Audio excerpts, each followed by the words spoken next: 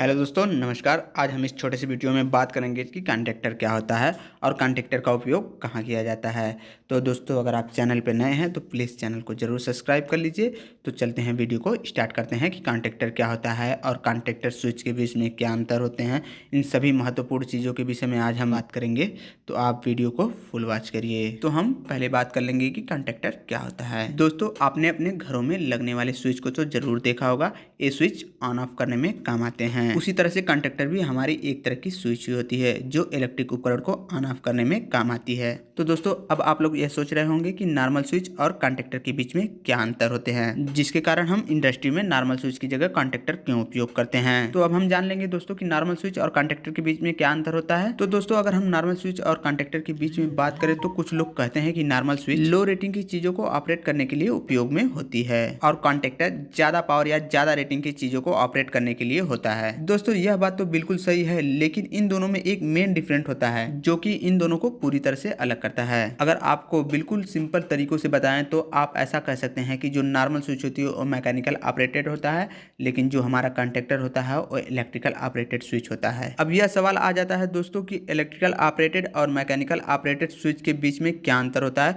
तो चलिए इन सवाल को भी हम जान लेते हैं। दोस्तों, इलेक्ट्रिकल ऑपरेटेड और मैकेनिकल ऑपरेटेड स्विच में सबसे बड़ा अंतर यही होता है कि जब कभी भी हम इंडस्ट्री में लगे उपकरणों को ऑपरेट करना है तो मैकेनिकल स्विच में हमें उन उपकरणों के कंट्रोल स्विच यानी जिस स्विच से हम मोटर को ऑन ऑफ कर सकें उस स्विच के पास जाकर दबाना पड़ेगा। लेकिन हम इलेक्ट्रिकल स्विच की बात करें तो उसमें यह इलेक्ट्रिक सिग्नल से ऑपरेट कर सकते हैं, वो भी बिना कॉन्टैक्टर के पास जाए। उसके पास जाकर बटन दबाने की जरूरत नहीं है, हम उसे दूर से भी इलेक्ट्रिकल सिग्नल देकर या फिर पुश बटन लगाकर उसकी सप्लाई को ऑन ऑफ कर सकते हैं। दोस्तों, अगर आपको नहीं पता है कि कॉन्टैक्टर कैसे ऑन किया जाता है तो चलिए एक बार हम जान लेते हैं कि आखिर में कॉन्टैक्टर की सप्लाई कैसे ऑन ऑफ होती है और कॉन्टैक्टर कैसे ऑपरेट होता है। दोस्तों, कॉन्टैक्टर का ऑपरेट करना काफ़ी आसान है। आपको अपने कॉन्टैक्टर के ऊपर बस A1 और A2 टर्मिनल ढूंढने हैं। आपके पास चाहे जो भी कॉन्टैक्टर हो दोस्तों, उसमें A1 A2 टर्मिनल होते हैं।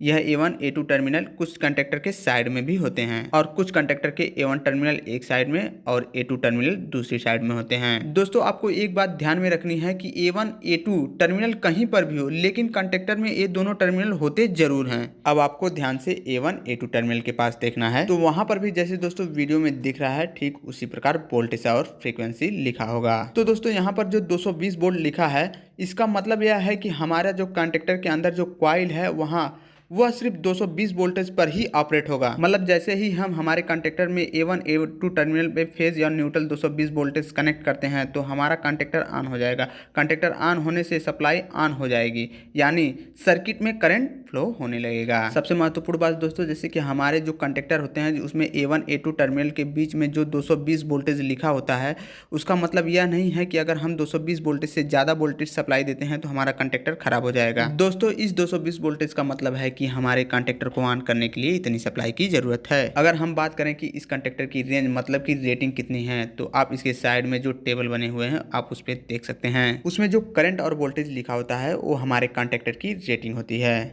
यानी कि अगर हम इस करंट से ज्यादा करंट के लोड को कनेक्ट करेंगे तो यह खराब हो सकता है। तो दोस्तों, यह कुछ अंतर होते हैं कॉन्टैक्टर और नॉर्मल स्विच में।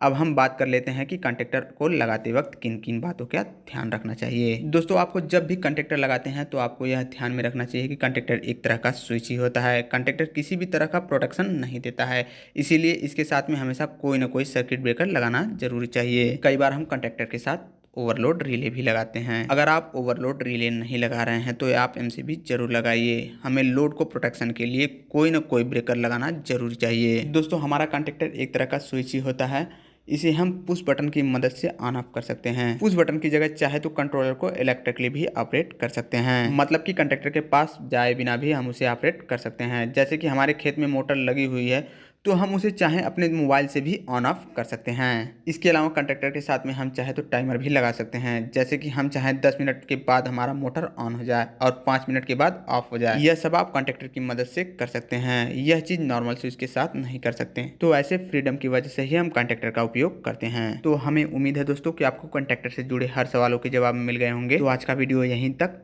धन्यवाद।